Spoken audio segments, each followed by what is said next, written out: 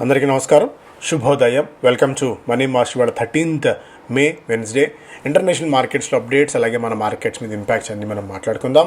So ఒక major news, India rises gold and silver tariffs to 15% to curb imports support rupee. మొన్న నరేంద్ర మోడీ గారి ప్రకటన తర్వాత మార్కెట్స్లో డిస్కషన్స్ జరుగుతున్న ఈ టైంలో ఇంపోర్ట్ డ్యూటీని, ఇంపోర్ట్ బిల్ని ప్రభుత్వం పెంచేసింది. ఒక్కసారిగా 6% ఉన్న ఇంపోర్ట్ డ్యూటీని 15% గోల్డ్ అండ్ సిల్వర్ మీద పెంచుతూ ప్రభుత్వం నిర్ణయం తీసుకుంది. దీంతో గోల్డ్ అండ్ సిల్వర్ ధరలు పరోక్షంగా అయితే పెరగబోతున్నాయి. ఎందుకంటే మోడీ గారి ప్రకటన తర్వాత మేబీ ఇంపోర్ట్ బిల్ మరింతగా పెరగడానికి, ఎందుకంటే కొన్ని జ్యువెలరీ స్టోర్స్లో నిన్న కూడా మనం మాట్లాడుకున్నాం, ఏదైనా వద్దు అన్నారంటే మన ఇండియన్ మెంటాలిటీ ఏంటంటే దాన్ని ఇంకా స్కేర్సిటీ వస్తుందేమో, స్కేర్సిటీ ఫియర్ నేపథ్యంలో ఎక్కువగా ఎగబడి కొనడం మనం చూడవచ్చు. సో రెగ్యులర్ యావరేజ్ బయింగ్ కంటే కొన్ని జ్యువెలరీ స్టోర్స్లో అధికంగా బయింగ్ కనిపించింది, 20-25% దాకా అని చెప్పి ఒక వార్తలు వస్తూ ఉండడంలో ఇది ఎక్కడ ప్యానిక్ బయింగ్కి మళ్ళీ దారి తీస్తుందో అన్న ఉద్దేశంతో ఇంపోర్ట్ డ్యూటీని ఒకసారిగా ప్రభుత్వం పెంచింది 6-15%. దీంతో gold rates and silver rates రెండు దేశీయ మార్కెట్లో అయితే పెరగబోతున్నాయి. ఎంతవరకు పెరుగుతాయి అనేది మేబీ మనకు 10 గంటల తర్వాత బులియన్ మార్కెట్ వాళ్ళు రిపోర్ట్ నెంబర్స్ రిలీజ్ చేసిన తర్వాత మనకి ఎగ్జాక్ట్ ప్రైజెస్ అయితే తెలుస్తాయి. బట్ ఓవరాల్గా అయితే ఇంపోర్ట్ బిల్ పెరగడం వల్ల గోల్డ్ ధరలు రీటైల్ మార్కెట్లో గోల్డ్ అండ్ సిల్వర్ ధరలు పెరుగుతాయి. సో అండ్ దీనికి తోడు చాలా కాలం నుంచి మనం ఇంపోర్ట్స్ బాగా పెరుగుతున్నాయి. ఈ మధ్యకాలంలో సిల్వర్ గోల్డ్ ధరలు పెరిగిన తర్వాత ఈటీఎఫ్స్ రూపంలో చాలామంది పెట్టుబడులు పెడుతున్నారు. ఈటీఎఫ్స్ ఇతర దేశాల నుంచి దిగుమతులు చేసుకోవడం, దీనివల్ల పరోక్షంగా రూపీ మీద ప్రెషర్ పడుతూ ఉండడం వల్ల దీన్ని ఏదో విధంగా బ్రేక్ చేయాలి, ఏదో విధంగా దీన్ని నిలుపుదల చేయాలి అని చెప్పి ప్రభుత్వం ఈ ఆలోచన చేస్తుంది. దీనికి తోడు ఈ వర్జిన్ గోల్డ్ కాకుండా రీసైకిల్ గోల్డ్, అంటే ఎగ్జిస్టింగ్ గోల్డ్ ఏదైతే ఇండియన్ మార్కెట్లో ఉందో, ఇండియన్ హౌస్ హోల్డ్స్లో ఉందో వాటిని బయటికి తీసుకువచ్చే క్రమంలో కూడా ప్రభుత్వం ఈ ఆలోచన చేస్తోంది. టన్స్ ఆఫ్ గోల్డ్, అంటే ప్రపంచంలో ఏ వాల్ట్స్లో కూడా ఏ దేశంలో కూడా లేనంత బంగారం మన హౌస్ హోల్డ్స్లో అయితే ఉంది. వాటిని బయటికి తెప్పించే ప్రయత్నం అయితే ప్రభుత్వం చేస్తుంది ఇప్పుడున్న తరుణంలో. సో ఎందుకంటే వెడ్డింగ్ సీజన్ కూడా మనకు రాబోతున్న ఈ తరుణంలో ప్రభుత్వం తీసుకున్న ఈ ఇంపోర్ట్ డ్యూటీ టారిఫ్ అనేది కొద్దిగా ఇంపాక్ట్ చూపబోతుంది. అండ్ ఎస్పెషల్లీ టైటానిక్ అని గోల్డ్ రిలేటెడ్ స్టాక్స్కి దీని ఎఫెక్ట్ అయితే అవుతాయి. ఎందుకంటే ధరలు మళ్ళీ పెరగటం వల్ల దాన్ని అండ్ గోల్డ్ని సాధ్యమైనంతగా తగ్గించాలి, ఇంపోర్ట్ బిల్ని తగ్గించాలన్న ప్రభుత్వం ఆలోచన నేపథ్యంలో ఈ స్టాక్స్ మీద అయితే మరింత ఇంపాక్ట్ ఉండబోతోంది. అండ్ ఏషియన్ మార్కెట్స్ పరంగా చూస్తే నికే 0.25% మీద లాభాలతో ఉండగా హాంకాంగ్, షాంఘై రెండు బలహీనంగా ట్రేడ్ అవుతున్నాయి. నిన్న ముగిసిన అమెరికన్ మార్కెట్స్లో నాస్డాక్ 30% మేర నష్టపోగా S&P 500 0.2% మేర నష్టపోయింది. డౌజోన్స్ 0.1% మేర లాభపడడం చూస్తున్నాం. ఆయిల్ పరంగా స్టిల్ ఆయిల్లో ఈ ఎలివేటెడ్ లెవెల్స్ దగ్గర ట్రేడ్ అవుతుంది. $107 దగ్గర బ్రెంట్ క్రూడ్ ట్రేడ్ అవుతుంది. ఎందుకంటే ఏది ఒక ఇరాన్ అండ్ యుఎస్ మధ్య ఒక పీస్ డీల్ ఏది ఇప్పటివరకు జరుగుతున్న దాఖలాలు అయితే ఏం కనిపించట్లేదు. అండ్ ఇంకా వీలవుతే మరింత ఒత్తిడి తీసుకొస్తామని చెప్పి యుద్ధ మేఘాలను మరింతగా కమ్మించే ప్రయత్నం అయితే మనకి యుఎస్ చేస్తుంది. ఇరాన్ కూడా రిటాలియేట్ చేస్తుండడంలో బ్రెంట్ అయితే తగ్గట్లేదు. ఈ ఎలివేటెడ్ లెవెల్స్ దగ్గర క్రూడ్ ట్రేడ్ అవుతున్నంత వరకు మనకేంటంటే నెగిటివ్ సినారియో కొనసాగుతూనే ఉంటుంది. అటు గోల్డ్ $4,711 దగ్గర $4,700 మార్క్ పైనే గోల్డ్.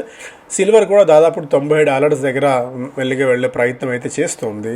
సో ఇవన్నీ కూడా పరోక్షంగా ధరలను మరింతగా పైకి తీసుకెళ్తాయి. బిట్ కాయిన్ మాత్రం $81,000 దగ్గర స్థిరంగా ఉంది. For Chinese exporters, Iran worries eclipse tariff woes as trumping meet. ఈరోజు మీట్ అవుతున్నారు. దాదాపు 10-11 మంది CEOలతో కలిసి డొనాల్డ్ ట్రంప్ చైనీస్ ప్రీమియర్ని కలవబోతున్నారు. సో దాని తర్వాత జరిగే అప్డేట్స్ కూడా మనం ఇక్కడ గమనించాలి. స్పెసిఫిక్ స్టాక్స్ పరంగా సో ఇవాళ నిఫ్టీ ఒక ఫ్లాట్గా ట్రేడ్ అవుతుంది. భారీ సెల్లింగ్ తర్వాత వరుసగా 4 రోజుల ప్యానిక్ సెల్లింగ్ తర్వాత మార్కెట్స్ కొద్దిగా సెటిల్ డౌన్ అయ్యే ప్రయత్నం అయితే చేస్తున్నాయి ఇవాళ. ఎందుకంటే రూపీ ఫాల్ అనేది డికేట్స్ లో even compared with other emerging కరెన్సీస్తో పోలిస్తే రూపీ దారుణంగా పడుతుంది. ఇండోనేషియా పెసోతో సమానంగా అదొక్కటే 600% మేర పెడితే దాని తర్వాత నెక్స్ట్ మనమే ఉన్నాము. అంతటి భారీ ఫాల్ని వెన్ కంపేర్డ్ విత్ ఏషియన్ మార్కెట్స్లో మన రూపీ, ఎందుకంటే ఫారిన్ పోర్ట్ఫోలియో ఇన్వెస్టర్స్ నెట్ సెల్లర్స్గా ఉన్నారు. ఏ మాత్రం రిలెంట్లెస్ సెల్లింగ్ కొనసాగుతుంది. క్రూడ్ మనకి $100 పైన పెడుతున్నాము $106 దగ్గర, ఈ లెవెల్స్ దగ్గర. సో ఒకటి దానికోసం డాలర్కి విపరీతమైన డిమాండ్ పెరుగుతుండడం వల్ల రిజర్వ్ బ్యాంక్ ఆఫ్ ఇండియా ఎంత ఇంటర్వ్యూన్ అయినా కూడా, ఎందుకంటే నిన్న పాయింట్ ఆఫ్ టైంలో మధ్యాహ్నం వరకు కొద్దిగా ఇంటర్వ్యూన్ అయితే అయింది, పిఎస్బిల్ ద్వారా కొద్దిగా కొనుగోలు వాళ్ళ దగ్గర ఉన్న డాలర్స్ అమ్మే ప్రయత్నం, తర్వాత ఇంకా మళ్ళీ మార్కెట్ ఫోర్సెస్కి వదిలేసింది. దీంతో ఇక రిజర్వ్ బ్యాంక్ ఆఫ్ ఇండియా కనుక ఇంటర్వ్యూన్ అవ్వకపోతే ఈ వాటికి $100 దాదాపుగా చేరుకునేది. ఇది కూడా ఇంకా డేస్ అని చెప్పుకోవాలి, $97 దాకా వెళ్ళవచ్చు అనేది most of the technical experts and కరెన్సీని రెగ్యులర్గా ఫాలో అవుతున్న వాళ్ళ అంచనా ప్రకారం అయితే ఉంది. బట్ చూద్దాం. బట్ ఇన్ఫ్లేషన్ ప్రెషర్స్ పెరుగుతున్నాయి అండ్ ఎక్కడికెక్కడ మేబీ కర్బ్స్ ఉండొచ్చేమో, కన్స్ట్రక్షన్ కర్బ్స్ ఉండొచ్చేమో. నీతి ఆయోగ్ చేస్తున్న ప్రకటన, నీతి ఆయోగ్ చెప్తున్న మాటల ప్రకారం చూస్తే అదొక భయం ఉంది. ఐఎండి అంచనాల ప్రకారం వర్షపాతం ఈసారి అనుకున్న దానికంటే తక్కువగా నమోదయ్యే ప్రమాదం ఉంది అని చెప్పి, రూపీ వీక్నెస్ ఉంది, అటు వెస్ట్ ఏషియా క్రైసిస్ కొనసాగుతూనే ఉంది, ఆర్టిఫిషియల్ ఇంటెలిజెన్స్ నేపథ్యంలో పెద్ద ఎత్తున ఉద్యోగాల తొలగింపు కొనసాగుతూనే ఉంది. వరింగ్ ఫ్యాక్టర్స్ అన్నీ ఉన్నాయి. బట్ కొద్ది గొప్ప మనకి ఏదైనా పాజిటివ్ అంశం ఉంది అంటే జిఎస్టీ నెంబర్స్ చాలా స్ట్రాంగ్గా వస్తున్నాయి. స్టిల్ 200 లక్షల కోట్ల రూపాయల పైనే జిఎస్టీ వసూళ్లు ఉన్నాయి. నంబర్స్, కార్ సేల్స్ నెంబర్స్ ప్రస్తుతానికి బాగానే ఉన్నాయి. సో ఈ నెంబర్స్ ఇలాగా కొనసాగుతున్నంత వరకు, డొమెస్టిక్ ఎకానమీ స్ట్రాంగ్గా స్ట్రింజెంట్గా ఉన్నంత వరకు, పటిష్టంగా మనకు పెద్దగా వరింగ్ ఫ్యాక్టర్ లేదు. కాకపోతే ఏంటంటే ఏదో ఒక రోజు ఇది టాప్ ఆఫ్ ది పిరమిడ్ నుంచి బాటమ్ ఆఫ్ ది పిరమిడ్ వరకు హిట్ అవ్వక తప్పదు. ఇప్పటివరకు యాజ్ ఆఫ్ నో ఏంటంటే ప్రభుత్వం తీసుకుంటున్న ప్రకారం ఆయిల్ మార్కెటింగ్ కంపెనీస్ హిట్ తీసుకుంటున్నాయి, రోజు 1000 నుంచి 1200 కోట్ల రూపాయల వరకు. ఇది ఎక్కువ కాలం కొనసాగదు. సో అందువల్ల ఇది టాప్ ఆఫ్ ది పిరమిడ్ నుంచి మెల్లగా బాటమ్ ఆఫ్ ది పిరమిడ్కి ఒక్క చుక్క, అంటే పైన భూమి మీద నీరు పోస్తే ఎలా అయితే కిందికి చుక్క చుక్క జారి భూమి మొత్తం తడుస్తుందో అక్కడ, అలా ఇప్పుడు top of the pyramid hit తీసుకుంటుంది.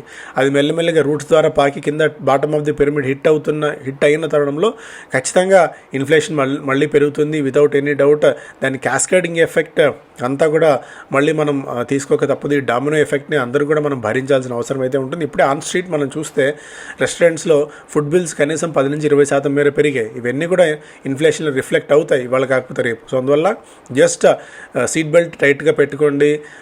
సో మార్కెట్ టర్బులెన్స్ అయితే ఉండబోతోంది. అట్లానే ప్యానిక్నెస్ మోడ్లోకి మనం వెళ్ళాల్సిన పని లేదు, ఎందుకంటే డొమెస్టిక్ ఎకానమీ నెంబర్స్ ఇంకా పాజిటివ్గానే ఉన్నాయి కాబట్టి. సో మార్కెట్స్లో stay invested, quality is the only మంత్ర ఈ టైంలో మనం పట్టించాల్సింది. క్వాలిటీ స్టాక్స్లో ఉందాం. మిడ్ అండ్ స్మాల్ క్యాప్స్ ఈ మధ్యకాలంలో పెరిగాయి, మిడ్ క్యాప్ ఇండెక్స్. కాకపోతే మిడ్ క్యాప్ ఇండెక్స్లో ఫ్రెష్ ఇన్వెస్ట్మెంట్స్ కానీ, మిడ్ క్యాప్ తర్వాత మళ్ళీ స్మాల్ క్యాప్ పెరుగుతున్న అంచనాతో స్మాల్ క్యాప్లో పెట్టడం కానీ చేయకండి. ఓన్లీ లార్జ్ క్యాప్ మాత్రం స్టిక్ ఆన్ అవ్వండి. యాజ్ ఆఫ్ నో సిప్స్ అయితే ఎటువంటి పరిస్థితుల్లో సిస్టమాటిక్ ఇన్వెస్ట్మెంట్ ప్లాన్ ఆపకండి. ఒకవేళ థిమాటిక్ ఫండ్స్లో ఉన్నట్టయితే ఇప్పుడు ఐటీ మనం చూసాం, చాలా కాలం నుంచి ఐటీ గురించి చెప్తూనే ఉన్నాం. ఐటీ ఇండెక్స్ దాదాపు 3 సంవత్సరాల కనిష్ట స్థాయి దగ్గర ట్రేడ్ అవుతుంది. సో ఐటీ ఇండెక్స్లో వీలైతే $1000 మీరు ఇన్వెస్ట్ చేస్తూ ఉంటే సిప్లో ఒకవేళ స్పెసిఫిక్ థిమాటిక్ ఫండ్స్లో మేబీ ఇంకొక 1/4% మేర, అంటే ఇంకో 25-30% మేర ఇంకా పెంచే ప్రయత్నం అయితే చేయండి. So that you'll get more units and అది యావరేజింగ్ కూడా అవుతుంది మీ బయింగ్ కాస్ట్ని. సో కొద్ది కాలం పాటు. సో ఇలా మన స్ట్రాటజీస్ని మార్చుకోవాల్సిన అవసరం అయితే ఉంటుంది. పోర్ట్ఫోలియోస్ని ప్రొటెక్ట్ చేసుకోవడానికి మన వ్యూహాన్ని కొద్దిగా మార్చుకోవాల్సిన అవసరం అయితే ఉంటుంది. ఈ క్రైసిస్ అనేది it's going to hit and if it's going to hit hard without any doubt. So ఇంతకుముందు కూడా చెప్పినట్టు టాప్ ఆఫ్ ది పిరమిడ్ నుంచి బాటమ్ ఆఫ్ ది పిరమిడ్ రావడానికి ఇంకెక్కువ కాలం పట్టే అవకాశం అయితే లేదు. పెద్ద అక్కడ అందరూ కూడా, అంటే ఒకసారి నేను మోడీ గారి ప్రకటన మొన్న చేసిన తర్వాత అందరూ బయటకు వచ్చి మాట్లాడుతున్నారు దీని గురించి. అండ్ మూడీస్ లాంటివి మన గ్రోత్ ఫోర్కాస్ట్ని 7.5 నుంచి 6%కి సబ్ 6%కి గ్రోత్ ఫోర్కాస్ట్ చేస్తుంది. సో మెల్లిగా ఇది 7.5, 6.5% మన వృద్ధి ఉండవచ్చన్న అంచనాలకైతే వచ్చేస్తున్నాయి. సో అందువల్ల బెటర్ బీ ప్రిపేర్డ్. ఒకవేళ ఎలాంటి వర్స్ట్ కేస్ సినారియోలు అయినా కూడా మన దగ్గర అమ్యునిషన్ ఉండడానికి, అంటే మన దగ్గర డబ్బులు ఉంచుకోవడానికి మనం సిద్ధంగా అయితే ఉండాలి. ఇవాళ Airtel, TVS Motors, Tata Motors, PFC, DLF, Cipla, HPCL, Kaynes companies results announce చేయబోతున్న జాబితాలో ఉన్నాయి. రిజల్ట్స్ అనౌన్స్ చేసిన కంపెనీస్లో డాక్టర్ రెడ్డీస్ 221 కోట్ల రూపాయల నికర లాభాలని అనౌన్స్ చేసింది. లాభాల్లో 86% మేర క్షీణత నమోదైంది. Tata power consolidated profit 996 crores నమోదైంది. One compare with last year 4% down. Vodafone idea నిధుల సమీకరణ ప్రయత్నాల్లో ఉంది. సో వోడాఫోన్ ఐడియా లాంటి పెద్ద పెద్ద ఇంకా తెల్ల ఏనుగులు కాదు, అంతకంటే పెద్దవి ఇవి. సో ఇలాంటి స్టాక్స్ పెరగాలి అంటే అంత ఈజీ అయిన టాస్క్ కాదు. అంతంత ఈక్విటీ ఇప్పుడు మళ్ళీ 25,000 కోట్ల రూపాయల దాకా నిధులు సమీకరించాలి, అప్పులు చేయాలని చెప్పి కంపెనీ ఆలోచన చేస్తోంది. సో దానికి తగ్గట్టు ఒకవేళ మీరు ఇన్వెస్ట్మెంట్ చేయాలంటే దానికి తగ్గట్టు మీ ఆలోచన చూసుకోండి. ఎంటార్ టెక్నాలజీస్లో షార్ప్ ప్రాఫిట్ రైజ్ అయితే ఉంది. Operations and improved operating leverage across business అని చెప్పి కంపెనీ అయితే చెప్తుంది. 44 కోట్ల రూపాయల నికర లాభాలని కంపెనీ అనౌన్స్ చేసింది. అంతకుముందు 14 కోట్ల రూపాయల నికర లాభాలు మాత్రమే ఉండేవి. ఐడిఎఫ్సి ఫస్ట్ బ్యాంకులో ఈ ఏదైతే చండీగఢ్లో మనీ లాండరింగ్ జరిగిందో, ప్రభుత్వ నిధులను పక్కదారి పట్టించారో దాదాపు 600 కోట్ల రూపాయల మేర, అందులో ఈ కేసులో 2 ఎంప్లాయీస్ని ఎన్ఫోర్స్మెంట్ డైరెక్టరేట్ అరెస్ట్ అయితే చేసింది. NTPC will submit soon feasibility already మనం మాట్లాడుకున్నాం. డిక్సన్ టెక్నాలజీస్ ప్రాఫిట్స్ 256 కోట్ల రూపాయలుగా నమోదైంది. గత ఏడాది ఇదే క్వార్టర్లో 401 కోట్ల రూపాయల లాభాలు అనౌన్స్ చేసిన company ప్రాఫిట్స్లో 36% down.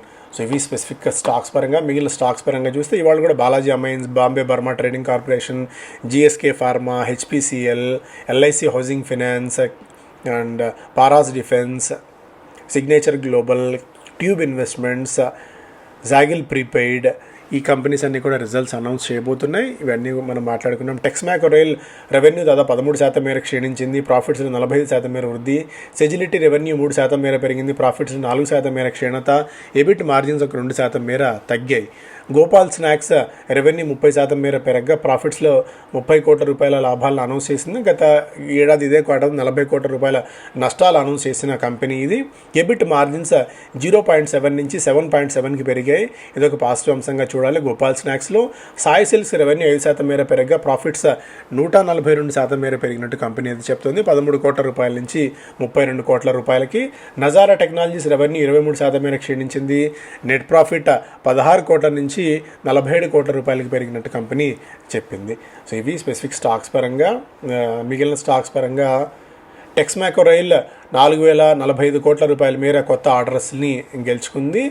Sikoa Africa logistics నుంచి, ఆర్వీఎన్ఎల్ బిలాస్పూర్ నుంచి ఒక బిడ్లో 221 కోట్ల రూపాయల ప్రాజెక్టులో L1 బిడ్డర్గా నిలిచింది. సో ఇవి స్పెసిఫిక్ స్టాక్స్ పరంగా. Economic times war robbing markets and rupee strength brick by brick. So ఈ 2 రూపీ అండ్ ఎఫ్పిఐ సెల్లింగ్ ఇవన్నీ కూడా మార్కెట్ని టిక్ బై టిక్ కిందికి తీసుకెళ్తూనే ఉన్నాయి. ఇండిసెస్ 2% మేర దాదాపు 17 లక్షల కోట్ల రూపాయల ఇన్వెస్టర్ల సంపద మార్కెట్ క్యాప్ రూపంలో హరించుకుపోయింది. రూపీ హిట్స్ అనదర్ క్లోజింగ్ లో. Inflation in driver seat likely to stall discretionary spend. So inflation మెల్లిగా పెరుగుతోంది. ఎలక్ట్రానిక్స్ ఈజ్ గోయింగ్ టు ఇది ఫస్ట్ హిట్ తీసుకోబోతుంది. కాస్ట్లు పెరగబోతున్నాయి. ఆస్ట్రీమ్ మెజర్స్ అవసరం ఉన్నా లేకున్నా ఖచ్చితంగా డబ్బులను పొదుపు చేసే ప్రయత్నం చేయండి, నియంత్రణలో ఉంచుకునే ప్రయత్నం అయితే చేయండి. స్టార్మ్ వస్తుందా లేదా, ఆ వచ్చే స్టార్మ్ ఎంత భయంకరంగా ఉంటుంది, అసలు ఇది తేలిపోతుందా, ఇవన్నీ మనం ఊహించలేని పరిస్థితి. ఎందుకంటే గ్లోబల్ సినారియోస్ ఆ విధంగా ఉన్నాయి కాబట్టి. సో బెటర్ మన దగ్గర అమ్యునిషన్ సిద్ధంగా ఉంచుకుంటే అవసరం ఉన్నప్పుడు వాడుకుంటాం, అవసరం లేనప్పుడు ఇలాంటిది ఏది లేదు, తేలిపోయింది, రేపు పొద్దునకల్లా ఇష్యూ సమసిపోయిందంటే, రేపు పొద్దున ఇష్యూ నిజంగా సమసిపోయినా కూడా ఈ రోజు యుఎస్ అండ్ ఇరాన్ మధ్య సమసిపోయినా కూడా అది చేసిన నష్టాన్ని మనం పూడ్చుకోవడానికి కనీసం నెలన్నర కాలం సమయం పడుతుంది. సో అందువల్ల better be prepared. PMO stitching up plan to boost foreign fund flow. మరింతగా ఇతర దేశాల నుంచి నిధులు తెచ్చుకునే క్రమంలో, పెట్టుబడులు తెచ్చుకునే క్రమంలో ప్రభుత్వం ప్రయత్నాలు చేస్తోందని చెప్పి ఇక్కడ ఏ విధంగా డబ్బులు సంపాదించిన, గ్రోలో పెట్టుబడులు పెట్టిన వాళ్ళు ఎలా లాభపడ్డారు అనేది కూడా ఒక పాయింట్. సో ఇవన్నీ కూడా ఏంటంటే పాజిటివ్ అంశాలు. మార్కెట్లో పెట్టుబడులు పెట్టినప్పుడు మనకు రిటర్న్స్ వస్తాయి, కాకపోతే ఓర్పు ఉండాలి, పేషెన్స్ ఉండాలి, దానికి తగ్గట్టు క్వాలిటీ కంపెనీలో ఉండాలి. War A wake up call for self Reliance. So without any doubt self Reliance ఎంత అవసరమో ఈ వార్ మనకు నేర్పించింది. కనీసం ఇక్కడి నుంచి కూడా మనం దృష్టి పెడితే 6 నుంచి సంవత్సర కాలంలో అట్లీస్ట్ సెల్ఫ్ రిలయన్స్ లేకపోయినా ఇతర దేశాల మీద పూర్తి డిపెండెన్స్ అనేది మనం కొద్దిగా తగ్గించుకోగలం. వరుసగా 4వసారి ప్రభుత్వ రంగ బ్యాంకులు రికార్డు స్థాయిలో ప్రాఫిట్స్ అనౌన్స్ చేశాయి. 2026 దాదాపు 2 లక్షల కోట్ల రూపాయల ప్రాఫిట్స్ని ఈ బ్యాంక్స్ అన్నీ కూడా నమోదు చేశాయి. సిఎస్ఏస్ West Asia crisis a balance of payment stress test to impact CAD inflation rupee. So ఇవే ఇక్కడ కరెంట్ అకౌంట్ డెఫిసిట్ మీద ఇంపాక్ట్ పడబోతోంది, ఇన్ఫ్లేషన్ మీద, రూపీ మీద, అన్నిటి మీద ఇంపాక్ట్ పడబోతోంది. సో నిజంగా బ్యాలెన్స్ ఆఫ్ పేమెంట్స్ ఈ స్ట్రెస్ టెస్ట్లో మనం ఏ మేరకు సక్సెస్ఫుల్గా ఉండగలం అనేది మన స్ట్రెంగ్త్ని చూపిస్తుంది. Retail inflation up a tad on rise in food bullion prices. దాదాపు 4 నెలల గరిష్ట స్థాయికి ఇన్ఫ్లేషన్ అయితే చేరుకుంది, 3.5%. సో ఇది ఎంతగా పెరుగుతుంది అనేది కూడా చూడాలి. ఇది ఎంత పెరిగితే పరోక్షంగా మళ్ళీ వడ్డీ రేట్ల మీద ఇంపాక్ట్ ఉంటుంది, వడ్డీ రేట్లు పెరిగితే మిగిలిన కంపెనీస్ మీద ఇంపాక్ట్ ఉంటుంది, మార్జిన్స్ మీద ఇంపాక్ట్ ఉంటుంది. ఇవన్నీ ఏంటంటే క్యాస్కేడింగ్ ఎఫెక్ట్ అవుతూ ఉంటాయి. Told to hold of nervous buyers rush to stock up gold jewellery. ఇంతకుముందు మనం మాట్లాడుకున్న అంశమే అది. వొడాఫోన్ ఐడియా ఆల్రెడీ డిస్కస్ చేశాం. ఐటీ స్టాక్స్ నిన్న టంబుల్ అయ్యాయి. ఓవర్లాగా 2026లో ఎల్ఎన్టీ మైంటెక్ దాదాపు 32%, tech Mahindra 12%, persistent 22%, HCl tech 30%. దాదాపు 3-4 సంవత్సరాల కనిష్ట స్థాయికి మనం ఇక్కడ చేరుకోవడం చూస్తున్నాం. IT index and IT stocks కూడా. సో కొద్దిగా వెయిట్ చేయాల్సిన పరిస్థితి ఉంటుంది. ఇందులో India's global market cap share falls after Dalal Street slide this year. ఇక్కడ when compared with 5 countries, top కంట్రీస్తో మనం మార్కెట్ షేర్ పాయింట్ ఆఫ్ వ్యూలో, మార్కెట్ క్యాప్ పాయింట్ ఆఫ్ వ్యూలో 5వ స్థానానికి చేరుకున్నాం. మార్కెట్ షేర్లో 3% మనం పరిమితం అయ్యాం. ఇయర్ టు డేట్ ప్రకారం చేస్తే దాదాపు 7% ఇంపాక్ట్ అయితే మనకు కనిపించింది. డొమెస్టిక్ ఈక్విటీస్లో పతనం. పెరిల్ ఇక్కడ యుఎస్ ఇన్ఫ్లేషన్ కూడా తక్కువేం లేదు. 3 సంవత్సరాల గరిష్ట స్థాయికి యుఎస్ ఇన్ఫ్లేషన్ చేరుకుంది. వాళ్ళ ఆయిల్ అండ్ ఫుడ్ ప్రైస్ బాగా పెరిగాయి దీని నేపథ్యంలో. సో వాళ్ళకు కూడా అంత ఈజీ అయిన టాస్క్ అయితే ఏం కాదు. బిజినెస్ స్టాండర్డ్ ఫస్ట్ పేజ్లో permitted unless prohibited, NITI's reforms guide book. So ఇవన్నీ ఆల్రెడీ డిస్కస్ చేసిన అంశాలే మనకి. Royalty overhaul, fuels ONGC, Oil India rally. Puri garu చేసిన కామెంట్స్, హర్దీప్ పూరి గారు చేసిన కామెంట్స్ పరోక్షంగా ఓఎన్జీసీకి, ఆయిల్ ఇండియాకి కొద్దిగా బెనిఫిట్ చేకూర్చే అంశంగా ఉన్నాయి. నిన్న అందువల్ల స్టాక్స్ అయితే పెరిగాయి. ఓఎన్జీసీకి దాదాపు $335 టార్గెట్ ప్రైస్ ఇస్తూ వివిధ బ్రోకింగ్ కంపెనీస్ అంచనా అయితే కడుతున్నాయి. Moody's cuts India's growth forecast for 2026 to 6%. Already మనం డిస్కస్ చేస్తాం. ఇవి ప్రధానమైన వార్తలు. Thank you so much.